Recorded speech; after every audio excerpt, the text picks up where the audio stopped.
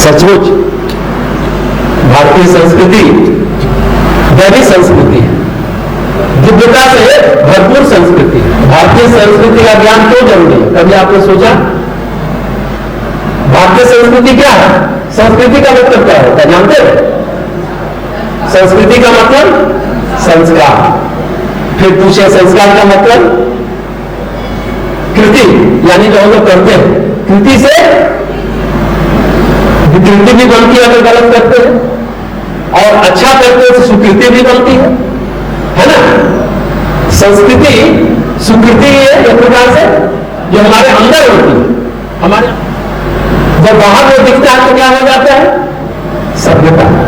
ठीक है, संस्कार अंदर है, संस्कृति भी अंदर है, बाहर घटित हुआ वो सभ्यता और थोड़ा संस्कृति भी है। अब इसको अच्छे ढंग से समझने की कोशिश करिए कि आपकी संस्कृति है क्या।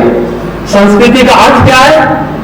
संस्कृति का अर्थ है परिस्कृति, शुद्धि। एक लाइन में संस्कृति का अर्थ है परिस्कृति, शुद्धि, पवित्रता। मतलब आप अपने जीवन को जितना संवारते हो, गढ़ते हो, तराशते हो, उतना आप सुसंस्कृत होते हो। एक परिस्कृति, शुद्धि है ना? अंदर से बाहर तक शुद्धि होनी चाहिए, पवित्रता होनी चाहिए। आपकी कृति में, आपके कार्य में शुद्धता, पवित्रता दिखनी चाहिए। यानी अंदर से बाहर तक का मतलब खान पान, रहन सहन, वेश विन्यास, कहना चाहिए क्या? चिंतन, चरित्र और व्यवहार। इन तीनों आयामों को सुधार लेना, संभाल लेना, परिष्कृत कर लेना, यह सुसंस्कृत होना है। ये व्यक्ति ने किया, परिवार ने किया, समूह ने किया, उसके बाद संस्कृति पीढ़ियों में जाने लगती है, पीढ़ियों में ढलने लगती है तो सभ्यता हो जाती है। हम कह सकते हैं कि जीवन मूल्य ही संस्कृति है। संस्कृति का अर्थ समझ गए? परिस्कृति। अब जहां लोग रहते हैं, खान पान, रहन सहन, उठना बैठना, वेश विन्यास, पोशाक, सबका अपना अपना उस हिसाब से वहां की संस्कृति है। ये तो क्लियर हो गया। लेकिन भारतीय संस्कृति का क्या मतलब है? वो तौर तरीके, वो मूल्य, वो मानक, वो आदर्श जो भारत की धरती पर विकसित हुए। भारत की धरती पर कौन थे? आर्य। आर्य का मतलब क्या होता है? कोई जाति नहीं है। आर्य का मतलब होता है श्रेष्ठ मनुष्य, जिनका आचरण व्यवहार श्रेष्ठ है। वो कौन है? आर्य, श्रेष्ठ मनुष्य है। जो युद्ध में भी नीतियों और नियमों का पालन करते हैं वो है आर्य। पश्चिमी सभ्यता में क्या है? Everything is fair and in love and war. ये विदेशी सभ्यता का मानक है कि प्यार में और युद्ध में सब कुछ जायज है ना? ये सभी लोग मानते हैं प्यार और युद्ध में सब कुछ जायज है। Everything is fair in love and war. लेकिन हमारे यहां everything is fair in love and war नहीं है, ये जान लीजिए। आप लोग छोटी छोटी बातों में समझिए। हम लव एंड वॉर दोनों में अपने सांस्कृतिक मूल्यों को रखते हैं। आप कहिए कैसे? उदाहरण क्या देंगे? उदाहरण दीजिए। महाभारत युद्ध की घोषणा हुई, कौरवों की ओर से सेनापति कौन थे पता है? भीष्म पितामह। भीष्म पितामह ने नियम बनाया। क्या बनाया? कोई निहत्थे पर वार नहीं करेगा, कोई पीठ पर वार नहीं करेगा, पैदल से पैदल लड़ेगा, है ना? पैदल से पैदल लड़ेगा, रथी से रथी लड़ेगा, महारथी से महारथी लड़ेगा। कहने का मतलब है ये हमारी संस्कृति है। हमारे यहां एवरीथिंग फेयर नहीं है, सभी कुछ जायज नहीं है। जो मूल्य है, जो मानक है, वही चलेंगे। छुप के बात करना ये हमारी नीति नहीं है। हमारे यहां तो प्यार में भी मूल्य मानक है। जो आदर्श प्रेम है, सामाजिक प्रेम है, सबसे अच्छा प्रेम किसका माना जाता है? राम और सीता का। राम हमारे लिए संस्कृति पुरुष है, मर्यादा पुरुषोत्तम है। किसी भी स्थिति में वो मर्यादा नहीं तोड़ते, इसलिए पुरुषों में उत्तम है। भारतीय संस्कृति का आईना, भारतीय संस्कृति का प्रतिबिंब, भारतीय संस्कृति का मूल्य, भारतीय संस्कृति का मानक, भारतीय संस्कृति का पैमाना कैसा होगा? भारतीय संस्कृति का श्रेष्ठ पुरुष कैसा होगा? तो राम जैसा होगा। राम की तरह वचनबद्ध होगा, राम की तरह माता पिता की बात मानेगा, वो राम की तरह पत्नी से प्रेम करेगा, भले ही सामाजिक दबाव से पत्नी को त्यागा, पर अगर वो राम है तो दूसरी स्त्री को नहीं लाएगा। उस समय राजाओं की यहां परंपरा थी, प्रथा थी, कई शादियां राजा लोग करते थे, पर राम ने ऐसा नहीं किया। राम ने किया क्या? अश्वमेध यज्ञ जब हो रहा था, सोने की सीता बनाने के यज्ञ हुआ, उन्होंने क्या कहा? जब पंडितों ने कहा कि बिना पत्नी का यज्ञ नहीं होता, तो बोले कि सामाजिक दबाव के कारण हमने पत्नी को अपने से अलग किया, हम अपने मन से अलग नहीं किए सीता। हम इस दबाव में नहीं आए कि हम दूसरी शादी करें, आप सोने की सीता बनाओ। उन्होंने इनकार कर दिया इस सामाजिक दबाव को कि हम दूसरी शादी नहीं करेंगे। तो प्यार में भी उन्होंने मर्यादा को रखा, मर्यादा का पालन किया। सच ये है कि भारतीय संस्कृति मनुष्य मनुष्यत्व ही नहीं, देवत्व ही नहीं, ऋषित्व तक ले जाती है। देवताओं से ऊपर ऋषि होते हैं। इसके पहले महर्षि व्यास ने क्या कहा?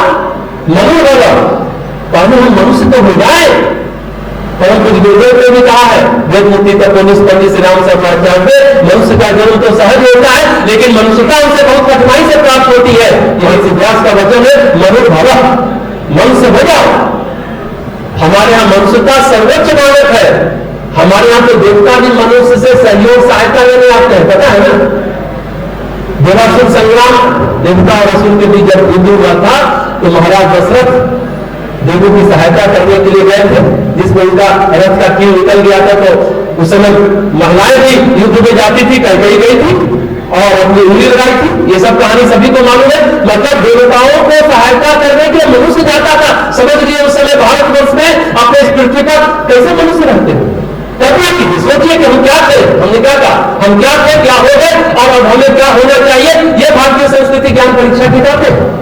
आप अपने को जानिए कि हम क्या थे। तो क्या हुआ? देवासुर संग्राम में गए, देवता फिर जीत गए। एक काल में महाराज मुचकुंद देव ने भी युद्ध में देवों की सहायता की थी। ये कहानी आप लोगों को नहीं मालूम होगा। जब जीत गए देवता लोग, तो देवताओं ने कहा महाराज मुचकुंद देव से कि आप वरदान मांगिए, हमारे पास तो ऊर्जा है, वरदान देने की शक्ति है।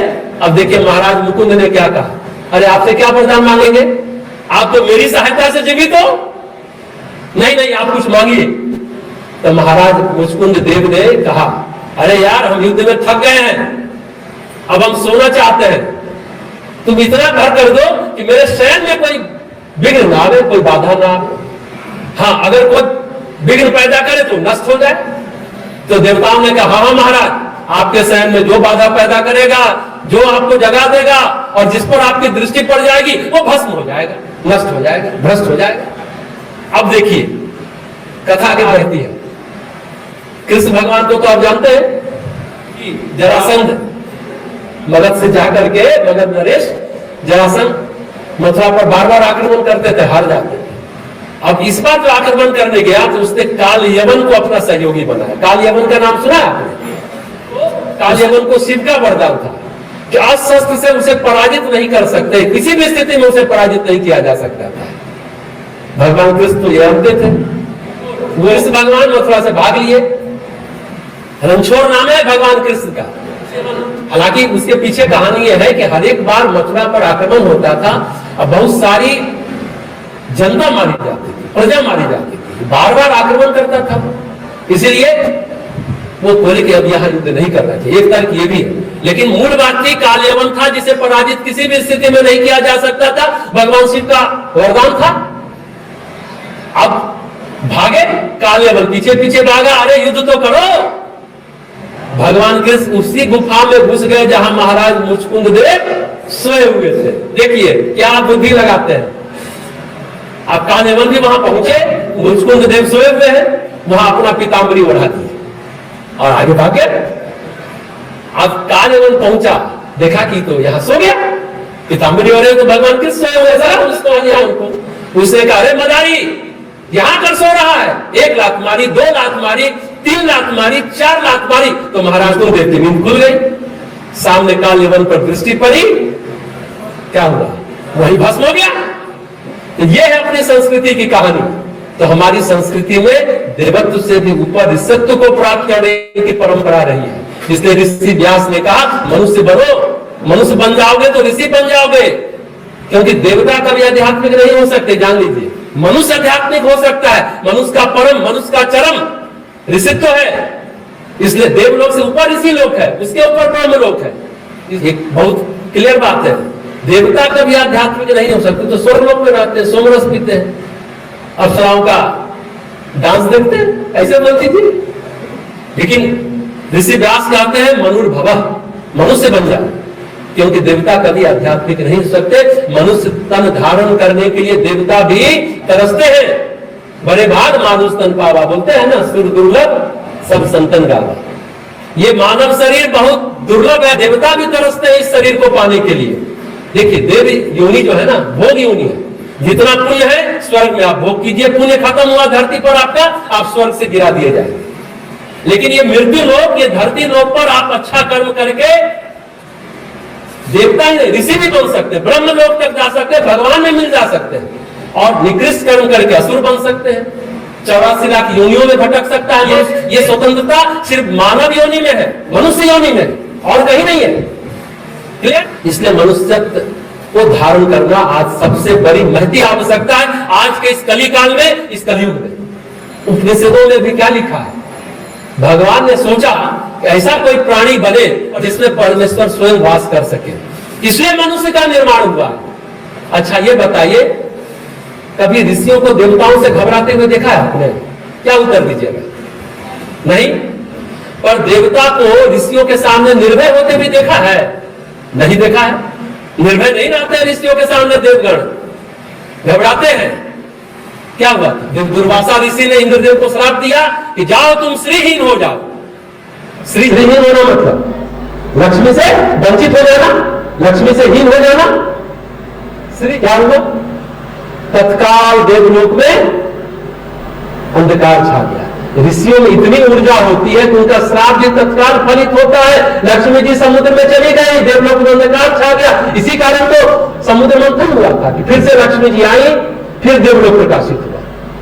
भृगु ऋषि ने तो विष्णु जी को लात मार दी थी, उनमें भी क्षमता थी। इसलिए गीता में भगवान क्या कहते हैं? महर्षि नाम भृगु नाम, मैं महर्षियों में भृगु ऋषि हूं।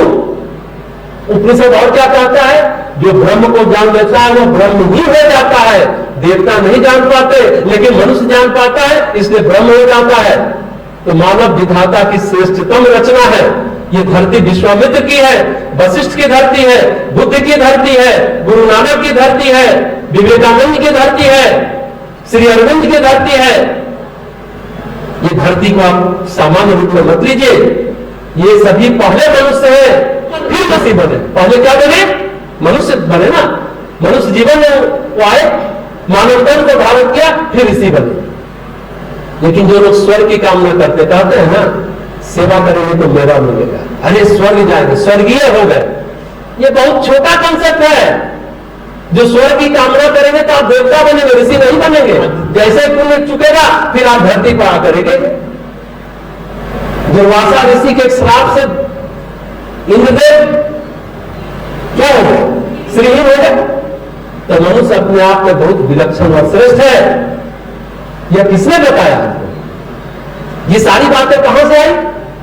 ये भारतीय संस्कृति ने हमें बताया और समझाया। इसलिए भारतीय संस्कृति का ज्ञान जरूरी है कि हम मनुष्य बन जाए। इसलिए भारतीय संस्कृति का ज्ञान जरूरी है कि भारतीय संस्कृति हमें संपूर्ण मनुष्य का परिचय देती है, संपूर्ण मानवता का परिचय देती है, संपूर्ण इंसानियत का परिचय देती है। प्रकृति ने इस ब्रह्मांड में सबसे सुंदर संरचना बनाई, धरती। धरती सबसे सुंदर है ना? देवलोक, यक्षलोक, नागलोक, किन्नरलोक, पितरलोक, प्रेतलोक से भी बढ़िया है ना धरती लोक। कभी छोटा अपने को मत समझिए। और धरती में सबसे सर्वोत्तम जगह क्या बनाई? भारत। सबसे सुंदर जगह कौन है? भारत। सर्वोत्तम का मतलब क्या होता है? जहां समूची धरती एक साथ प्रतिबिंबित हो, प्रतिबिंब जहां हो, कहां प्रतिबिंबित होती है संपूर्ण धरती? तो भारत में।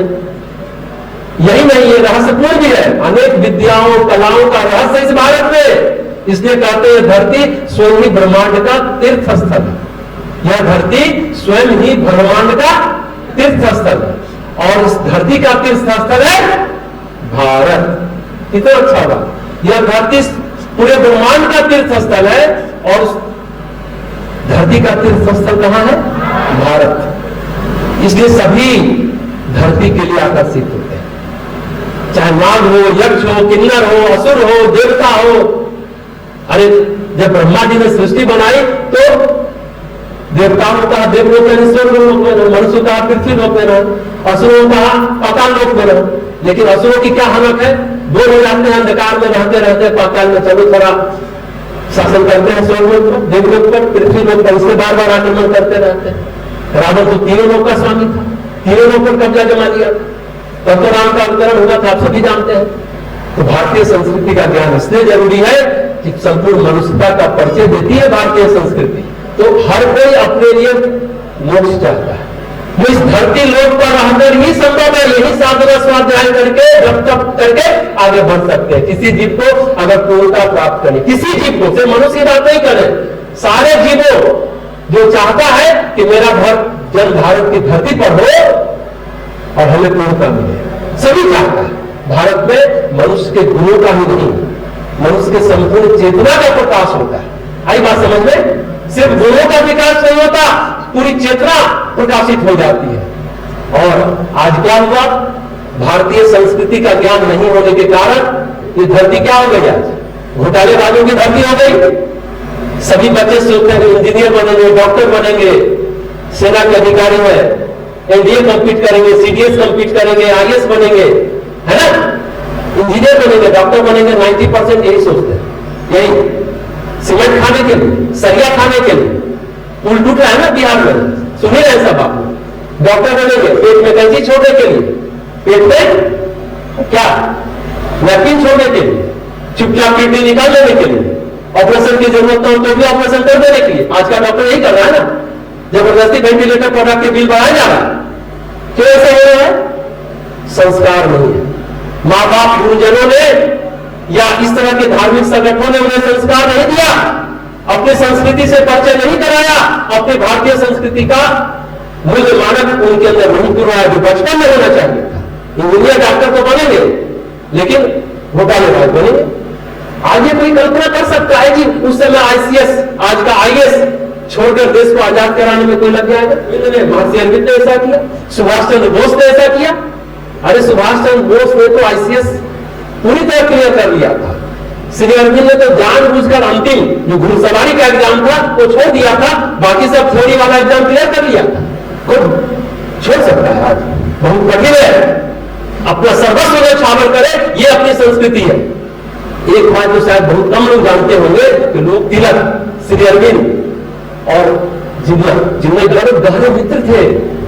अंग्रेजों को लगा अगर ये तिकड़ी चल गई तो हमें बहुत मुश्किल हो जाएगी। तीनों बहुत बुद्धिवादी और प्रतिभाशाली थे, तिलक और अरविंद। तो प्रतिभा के साथ साथ प्रतिभावान भी थे और संवेदनशील भी थे और जिज्ञासित प्रतिभाशाली थे। श्री अरविंद को अलीपुर जेल में भगवान का दर्शन हुआ, भगवान का एहसास हुआ तो चले गए सक्रिय आंदोलन से अलग होकर पांडिचेरी मद्रास चले गए, वहां साधना करने लगे कि हमको भारत की कुंडली जगानी है। प्रत्यक्ष में महात्मा गांधी लड़ेंगे, करो या मरो करेंगे, हम भारत की कुंडली को जगाएंगे।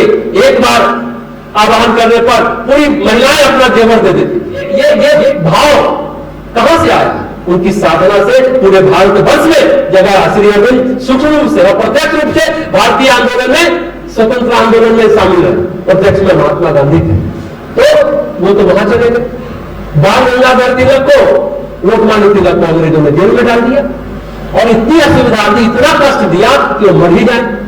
उस समय उन्होंने जेल में भगवत गीता का अनुवाद किया, कर्मयोग का सिद्धांत लोकमान्य तिलक का उन्होंने भाष्य किया, कर्म योग निकाला भगवत गीता से। और उस जानबूझ के अंग्रेजों ने उसके कुछ पन्नों को गायब कर दिया। जब उस पुस्तक को लिखने की बात हुई थी तो उन्हें अच्छा कहां से गायब? सारा कंठाग्र था, कंठस्थ था। 700 श्लोक भगवत गीता में है ना, सब जो छूटा था फिर उन्होंने किया, फिर वो किताब आज भी हम लोग के पास है। अब देखिए दोनों को अलग किया, जेल में डाला, वो पांडिचेरी चले गए। अब जिंदा को अंग्रेज क्या कहता है? अरे तुम तो अल्पसंख्यक हो, तुम अलग देश की मांग करो, और वहां पे तुम राष्ट्रपति बन जाओगे, फूट डालो और राज करो, अंग्रेजों की नीति है वो काम आ गई, काम कर गई। जितना तो लेकिन बदलाया जा सकता है, तिलक और आनंद को नहीं बदलाया जा सकता, मौलाना अबुल कलाम आजाद और अशफाक उल्ला खान को नहीं बदलाया जा सकता। प्रतिभा का होना, उसके साथ हृदय का होना, यानी भावना का होना बहुत मूल्यवान है। इन लोगों को नहीं बदलाया जा सकता, जो प्रतिभाशाली भी है और संवेदनशील है, यानी भावनाशील भी है। जहां प्रतिभा है वहां संस्कार है, जहां हृदय है। देखिए इस बात को ध्यान रखिए, आज सभी लोग ये सोचिए, अच्छे नागरिक बनिए, अच्छा इंसान बनिए। कब? जब आपके अंदर संस्कार आएगा, संस्कृति से परिचय होगा। तो जहां प्रतिभा है, जहां संस्कार है, जहां हृदय है, जहां भावना है, जहां संवेदना है, वो धरती भारत की धरती है। और आज ऐसे मनुष्य की कल्पना हम नहीं कर पा रहे हैं, नहीं कर सकते हैं। आज तो कहिए भूमि फसलों के लिए उर्वर नहीं रही ये धरती, मनुष्यों की बात हम क्या करें। लेकिन एक बात है, भारत के कल्याण से ही पूरी धरती का कल्याण संभव है, तभी धरती का कल्याण होगा। श्री अरविंद ने कहा, स्वामी विवेकानंद ने यह बात कही, भारत पूरी धरती की आध्यात्मिक चेतना का केंद्र है। हमारे जीवन का निकृष्टतम मूल्य क्या है? सिंपल बात, बड़ी बड़ी बातें मत करिए, छोटे। सबसे निकृष्टतम चीज क्या है? स्वार्थ और अहंकार। और श्रेष्ठतम मूल्य क्या है? स्वार्थ और अहंकार का त्याग। मनुस्मृति क्या कहती है? भारत के लोग अपने अपने आचरण से धरती के सभी मनुष्यों को शिक्षा देंगे। ये बात कहते हैं ना, 33 कोटि देवताओं की पूजा होती है। एक भारत तो भारत के नाम पर पड़ा ना, उसके पहले क्या था? आर्यभट्ट। उसके पहले क्या था? ब्रह्मवर्त। आप संकल्प लेते हैं तो बोलते हैं ब्रह्मवर्त शब्द का प्रयोग होता है, तो भी संकल्प लेते हैं। मतलब उस समय सभी जो भारत की आबादी जितनी थी, जितने लोग इस धरती पर थे, सभी भूसुर थे।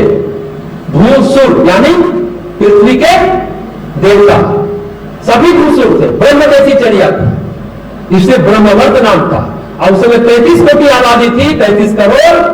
तो 33 कोटि देवता की आज भी हम पूजा करते हैं। 33 कोटि करोड़ में भी है और 33 कोटि प्रकार में। जैसे अपने अभी जाति का प्रकार है ना, जन्म से नहीं, कर्म के आधार पर ब्राह्मण, क्षत्रिय, वैश्य और शूद्र का निर्धारण हुआ था। तो वैदिक काल के बाद जन्म के आधार पर वर्ण विभाजन हुआ, कर्म के आधार पर खत्म हो गया, इसलिए तो भारत का पतन हुआ। एक ही घर में पिता पढ़ाते तो ब्राह्मण है, पुत्र सेना में चला गया तो क्षत्रिय है, माँ आटा पीस रहे तो शूद्र है। लेकिन कहते हैं ब्राह्मण दिमाग है, क्षत्रिय भुजा है, पेट वैश्य है, अब पैर शूद्र है। ये कहते हैं पैर के बिना सिर कल्पना कर सकता है अपना, तो कौन महत्वपूर्ण हो? पैर हुआ ना। किसी को सम्मान करते हैं तो किसको प्रणाम करते हैं? पैर छूते हैं, हमेशा शूद्र का सम्मान होगा। और जब विद्यार्थी गलती करता है कहां थप्पड़ लगता है? किसको थप्पड़ लगा?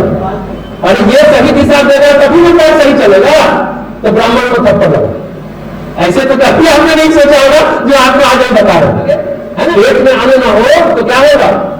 सबका काम बचा हुआ था, कर्म के आधार पर, जन्म के आधार पर हुआ, घोटाला होगा। फिर विकृति आ गई, भारतीय संस्कृति जो सर्वोच्च संस्कृति थी पतन के गर्त में चली गई। तो क्या कहा गया मनुस्मृति में? भारत के लोग अपने आचरण से धरती के सभी मनुष्यों को शिक्षा देंगे।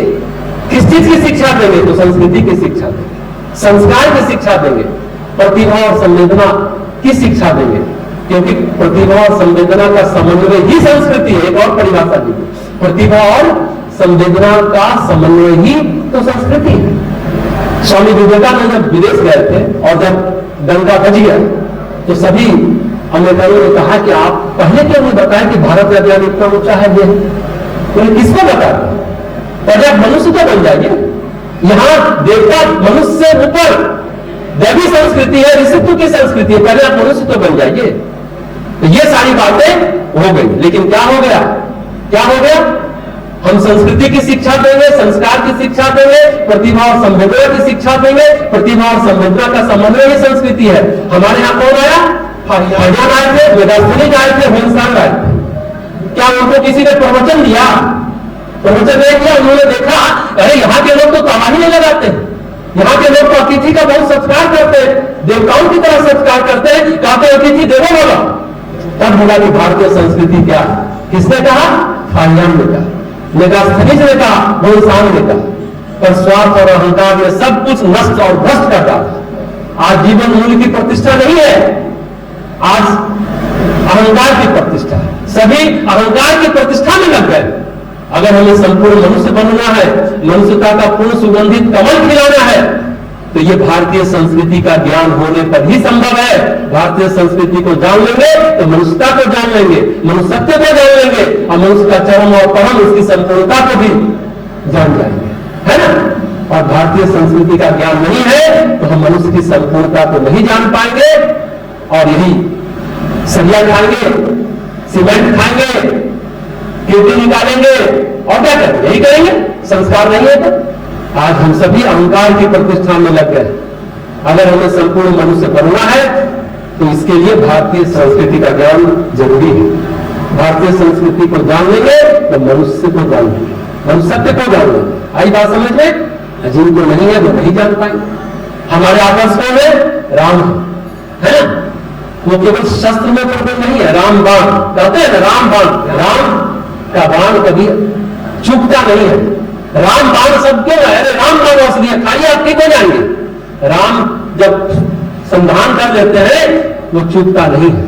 तो राम सिर्फ शस्त्र में प्रवीण नहीं है, राम शास्त्र में भी प्रवीण है। जब चित्रकूट में रहे वनवास में तो वहां के ऋषि महात्मा ने क्या कहा, हम तो साधना कर रहे हैं, साधना में ऊपर है, लेकिन हमें जंगल में रहते हमें शास्त्रों का ज्ञान नहीं है। तो ऋषियों को भगवान राम ने चित्रकूट में शास्त्र का ज्ञान दिया। तो वो सिर्फ शस्त्र में प्रवीण नहीं है, शास्त्र में भी प्रवीण है। इसलिए कहते एक हाथ में माला, एक हाथ में भाला।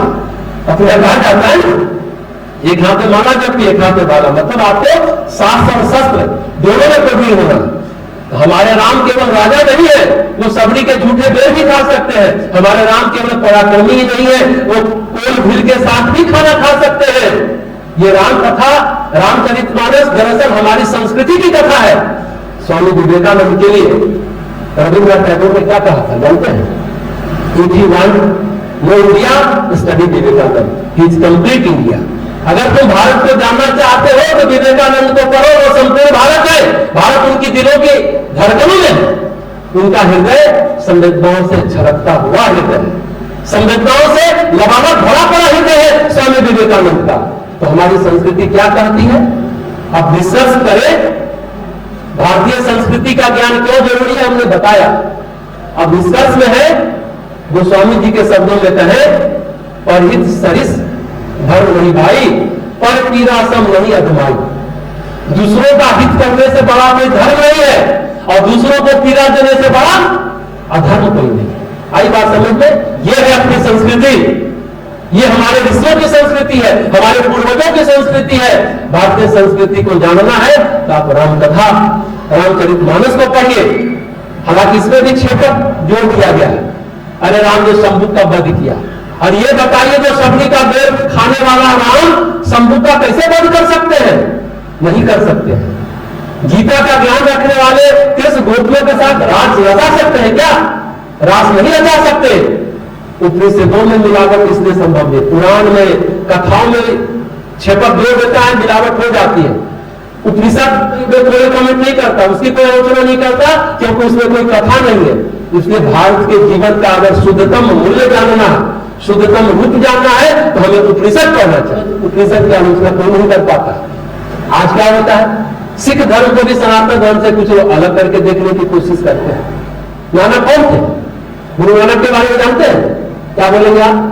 सिख थे, नहीं बोलेंगे? उन्होंने सिख धर्म की स्थापना की। उससे पहले वो क्या थे?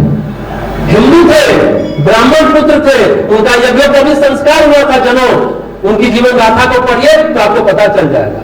गुरु गोविंद सिंह ने हर घर से एक बेटा मांगा जो अपना सर दे सके। विदेशी आक्रमण हुआ, उसके लिए वो सरदार कहलाए। जो आपको पता है ना, सोमनाथ टूटा, सारे विदेशी आक्रमणकारी आए, पंजाब में सरदार नहीं होते। गुरु गोविंद सिंह ने सबसे सर नहीं मांगा होता जो सर दे सके। दक्षिण के सारे मंदिर सुरक्षित है ना, सोना से भरा पड़ा, सभी वहां तक पहुंच जाते। अगर पंजाब रोकने के लिए नहीं बैठा होता, सरदार जी नहीं होते। ये भारत वर्ष में सिखों की भूमिका, सरदारों की भूमिका। इस तरह से कोई नहीं सोचता। जो सर दे सके वो सरदार गुरु गोविंद सिंह तो पटना ही निकल लिए थे, बिहार के ही थे। उन्होंने क्या कहा? हर घर से एक बेटा मांगा, जो अपना सर दे सके वो सरदार कहला। वैसे हमारे भारत के हिंदू धर्म से जैन निकले, बुद्ध निकले, वैसे ही सिख निकले, सरदार निकले। गुरु गोविंद सिंह क्या कहते हैं? देही शिवा वर मोहे, शुभ कर्मन ते कभू न करे। देही शिवा, शिवा मतलब पार्वती, दुर्गा। शिवा किसका नाम है? पार्वती का। देही शिवा वर मोहे, शिवा मतलब दुर्गा, मतलब पार्वती। आप मुझे वर दीजिए, शुभ कर्म करें, शुभ कर्म करने से हम कभी पीछे न होते, ये वर दीजिए, ये स्वस्थ दीजिए, ये बल दीजिए, ये शक्ति, ये साधन दीजिए। भारत के सभी संतों की वाणियों का संग्रह है कौन? गुरु ग्रंथ साहब। उसमें आपको नामदेव भी मिल जाएंगे, उसमें आपको गोरखनाथ भी मिल जाएंगे। हमारी जो विरासत है, हमारी जो कीमती धरोहर है, दुर्भाग्यवश आज कुछ क्षुद्र लोगों के हाथों में पड़ गई। उन्होंने बहुत क्षुद्र व्याख्या अपने शास्त्रों की करनी शुरू कर दी, जिसके चलते इतना कंफ्यूजन हुआ। तो भारतीय संस्कृति का ज्ञान नहीं होने पर मनुष्यता क्या हो जाएगी? लूली लंगड़ी अपंग हो जाएगी। सच ये है, भारतीय संस्कृति का ज्ञान नहीं होने पर मनुष्यता लूली लंगड़ी और अपंग हो जाएगी। भारतीय संस्कृति के ज्ञान से मनुष्य संपूर्ण बन सकता है, संपूर्णता को प्राप्त कर सकता है। लेकिन आज का मनुष्य दिमागी तौर पर अपाहिज है, अपंग है। सिर्फ और सिर्फ एकमात्र समाधान भारतीय संस्कृति का ज्ञान है। इसलिए भारतीय संस्कृति ज्ञान परीक्षा हम लोग बचपन से दिलाते हैं, जाने कि हम क्या थे, क्या हो गए और हमें अब क्या होना चाहिए, है ना? हमारी संस्कृति क्या थी, अभी कैसी है और आगे क्या होना चाहिए। बहुत क्लियर हो गया।